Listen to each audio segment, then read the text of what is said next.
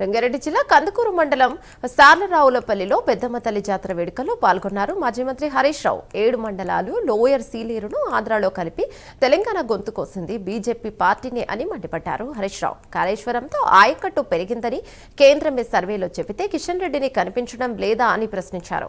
కేంద్ర మంత్రి గడ్కరీ కాళేశ్వరాన్ని మెచ్చుకుంటే కిషన్ రెడ్డి మాత్రం అక్కసుతో బురద జల్లుతున్నారని విమర్శించారు. పార్లమెంట్లో పచ్చి అబద్దాలు ఆడి తెలంగాణ ఆత్మగౌరవాన్ని దెబ్బతీసిన కిషన్ రెడ్డి తక్షణమే క్షమాపణ చెప్పాలని డిమాండ్ చేశారు హరీష్ రావు.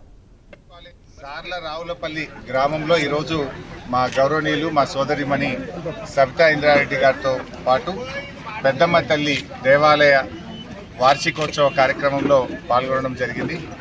ముఖ్యంగా గతంలో గౌరవనీయులు సబితా ఇంద్రారెడ్డి గారు ఆనాటి ముఖ్యమంత్రి కేసీఆర్ గారిని కోరగానే ఇక్కడ ఈ మహేశ్వరం నియోజకవర్గానికి ఒక మెడికల్ కాలేజీని నాడు కేసీఆర్ గారు మంజూరు చేశారు. ఆ రోజు డబ్బులు కూడా మంజూరు చేసి మెడికల్ కాలేజీకి 100 కోట్ల రూపాయలు 150 కోట్ల రూపాయలు హాస్పిటల్ కోసం మరి శంకుస్థాపన కూడా చేయడం జరిగింది. ఈ ప్రాంతంలో ఒక 250 పడకల ఆసుపత్రిని 100 సీట్లతో మెడికల్ కాలేజీని నాటి కేసీఆర్ గారి ప్రభుత్వం ఇక్కడ మంజూరు చేసింది. దానికి అవసరమైన స్థలాన్ని కూడా ఆనాడు విద్యాశాఖ మంత్రిగా ఉన్న సబితా ఇంద్రారెడ్డి గారు స్థలాన్ని కేటాయించడము, జీవో ఇవ్వడము, నిధులు విడుదల కూడా చేయడం జరిగింది. మరి టెండర్ల ప్రక్రియ జరిగిన తర్వాత ఇవాళ కాంగ్రెస్ ప్రభుత్వం రేవంత్ రెడ్డి గారి ప్రభుత్వం వచ్చిన తర్వాత మహేశ్వరం మెడికల్ కాలేజీని రద్దు చేసినారు. ఎల్బీ నగర్లో అక్కడ సూపర్ స్పెషాలిటీ ఆసుపత్రిని నాడు కేసీఆర్ గారు మంజూరు చేసినారు.